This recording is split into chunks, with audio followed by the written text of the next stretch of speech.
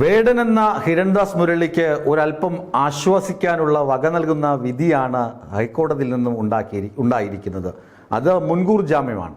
ഈ മുൻകൂർ ജാമ്യം ലഭിച്ചു കഴിഞ്ഞാൽ മാത്രം വേടൻ എല്ലാ കാര്യങ്ങളിൽ നിന്നും സ്വതന്ത്രനായോ എന്ന് ചോദിച്ചാൽ ഈ ആരോപണങ്ങളൊക്കെയും വേടൻ്റെ തലയ്ക്ക് മുകളിൽ അങ്ങനെ നിൽക്കുകയാണ്.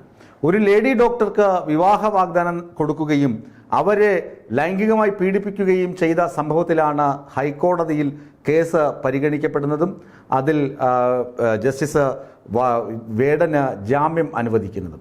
വേടൻ എന്താണ് ചെയ്തു വച്ചത്? 2021 മുതൽ 23 വരെയുള്ള കാലഘട്ടങ്ങളിലാണ് ഈ പീഡന കാര്യങ്ങളൊക്കെ നടക്കുന്നത്. പീഡന കാര്യങ്ങളൊക്കെ നടക്കുമ്പോൾ തന്നെ വേടൻ ഈ സ്ത്രീക്ക്, അതായത് ഈ ലേഡി ഡോക്ടർക്ക് വിവാഹം കഴിക്കാമെന്ന ഉറപ്പ് നൽകിയിരുന്നു. പിന്നീട് ഇവർ തമ്മിൽ പിരിയുകയും ചെയ്യുന്നു.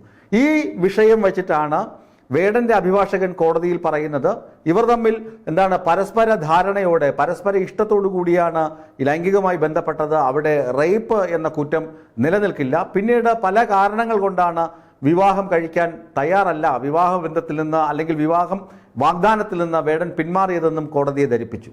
അതിനുശേഷം കോടതി തന്നെ ഈ പരാതിക്കാരിയുടെ അഭിഭാഷകയോട് ചോദിക്കുന്നുണ്ട്, നിങ്ങൾ ഈ പുറത്ത് മറ്റാളുകളും സമാനമായ പരാതി നൽകിയിട്ടുണ്ട്, സോഷ്യൽ മീഡിയയിൽ കാണുന്ന കാര്യങ്ങളൊക്കെ എടുത്ത് കോടതിയിൽ ഈ കേസിൻ്റെ പുറത്ത് വയ്ക്കേണ്ടതില്ല, നിങ്ങൾ ഈ കേസിൻ്റെ രേഖകളും തെളിവുകളും വെച്ച് സംസാരിക്കൂ എന്ന് അഭിഭാഷകയോട് പറഞ്ഞിട്ട് എടുത്തു പറയുന്നുണ്ട്. ഒരാൾ വിവാഹ വാഗ്ദാനം നൽകിയ ശേഷം ആ വാഗ്ദാനത്തിൽ നിന്ന് പിന്മാറിയാൽ അതൊരു ക്രിമിനൽ ഓഫൻസ് ആവുകയില്ല പല സാഹചര്യങ്ങളിലും.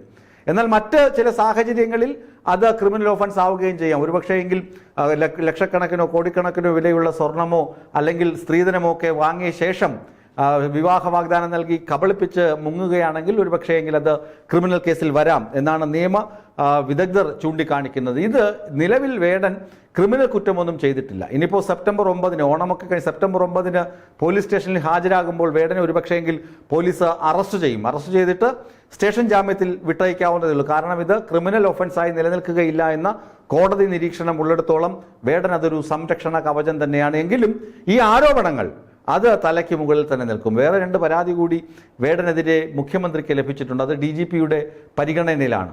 അതിൽ മറ്റ് മേൽ നടപടികളൊന്നും ഉണ്ടായതായി ഇതുവരെ അറിവില്ല. അപ്പോഴാണ് ശരണ്യ കേസിനെ പോലുള്ള ആളുകളൊക്കെ എഴുതുന്നത്, ഈ പ്രത്യക്ഷത്തിൽ ചെന്ന് കണ്ട ഉടൻ ഒന്നുമല്ല വെറും ഒരു പാട്ട് മാത്രം ചെയ്ത് ഇങ്ങനെ കറങ്ങിത്തിരിഞ്ഞ് നടക്കുന്ന ഒരാളെ ആരാധനയോടെ സമീപിക്കുമ്പോൾ ചെന്ന് ചാടിക്കൊടുത്ത് അവിടെ ചെന്ന് ഉടനെ 5 സ്റ്റാർ ഹോട്ടലിലേക്ക് വിളിച്ച് റേപ്പ് ചെയ്യാൻ വിളിച്ചു കൊണ്ടുപോയി എന്നൊക്കെ പറയുന്നത് വിശ്വസനീയമല്ല എന്ന് ശരണ്യമോളെ പോലുള്ള സോഷ്യൽ മീഡിയ ഇൻഫ്ലുവൻസർമാർ വേടന് അനുകൂലമായി എഴുതിയിട്ടുണ്ട്.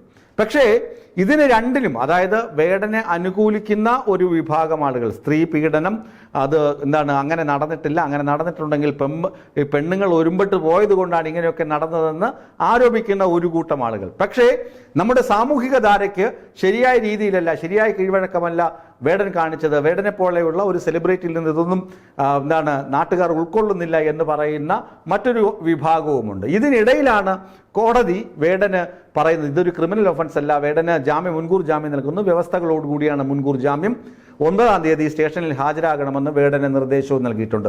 ഈ 3 നിയമ പരാതി പശ്ചാത്തലങ്ങൾ മാറ്റിവെച്ചാൽ വേടൻ ആരാണ്? വേടന്റെ പാട്ടുകൾ എപ്പോൾ മുതലാണ് ശ്രദ്ധിക്കപ്പെട്ടു തുടങ്ങിയത്? വേടനെ ആ കഞ്ചാവ് കേസിൽ അറസ്റ്റ് ചെയ്യുന്നു, പുലിനക കേസിൽ ഫോറസ്റ്റ് കസ്റ്റഡിയിൽ എടുക്കുന്നു. അതിനുശേഷമാണ് വേടന്റെ താരമൂല്യമൊക്കെ അങ്ങ് കൂടുന്നത്. അതിനു മുമ്പ് വേടനുണ്ട്, പാട്ടുകാരനുണ്ട്, റാപ്പറുണ്ട് എന്നൊക്കെ എല്ലാം അറിയാവുന്നവർക്ക് അറിയാം എന്നല്ലാതെ കേരളമെങ്കും ഈ കൊട്ടിഘോഷിച്ച് കൊണ്ടുള്ള എഴുന്നള്ളത്തൊന്നും മുമ്പ് ഉണ്ടായിരുന്നില്ല എന്നത് പച്ച പരമാർത്ഥമാണ്.